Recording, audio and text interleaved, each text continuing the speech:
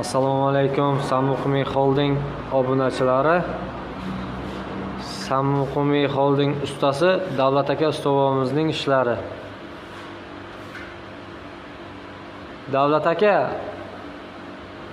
Samuqumi Holding gruppasi qaysi ishlarni olib borasizlar? Bizlarga malyarka, aboy, santexnika, elektrika, remont paxtalovchi barcha xizmatlarni qilamiz.